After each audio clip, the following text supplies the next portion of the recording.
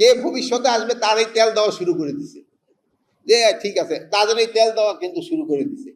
আমি বলবো যে আপনারা যে যাদের তেল দেওয়া শুরু করে দিচ্ছেন, যে সময় আবার তারা পাওয়ার আসবে সেই সময় দেখবেন আপনার তেল শেষ হয়ে গেছে, আরেকজনের তেল দিয়ে আগায় গেল না।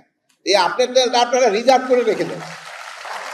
এখন আপনারা আমাদেরও তেল দেওয়া দরকার নাই, কারো তেল দেওয়া দরকার নেই। এই তেলটা বাজারে থাকলে জিনিসপত্রের দাম কমবে, বুঝতে পারছেন? আপনারা এই তেলবাজিটা একটু আপনাদের বন্ধ করতে হবে। আমি আবার আরেকটা ইনস্ট্রাকশন আমি দিয়েছিলাম যে সিভিল ড্রেসে কাউকে অ্যারেস্ট করা চলবে না। সিভিল ড্রেসে কাউকে অ্যারেস্ট করা চলবে না।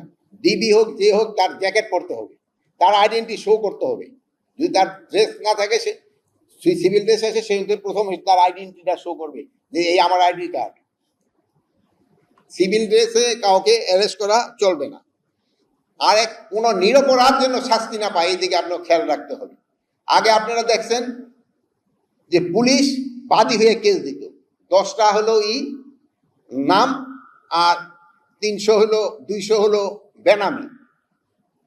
এইটা এখন পুলিশের থেকে চলে গেছে আপনার মানে সিভিলে। এখন আপনারা করতেছেন 10টা নাম, এই 200-100 বেনামি।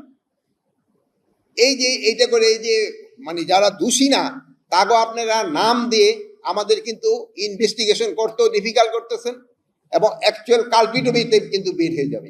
এই জন্য আমরা আইজি মহোদয়কে আমরা ইনস্ট্রাকশন দিছি, যারা ভুয়া মামলা করবে তাদের এগেইনস্ট অ্যাকশন নেওয়ার জন্য। ভুয়া মামলাকারীদের আমরা কোনো অবস্থায় ছাড় দিব না, সব ভুয়া মামলাকারীদের আমরা আইনের আওতায় আনব। আর এর সাথে সাথে আরেকটা, যে দোষী সেও ছাড় পাবে না।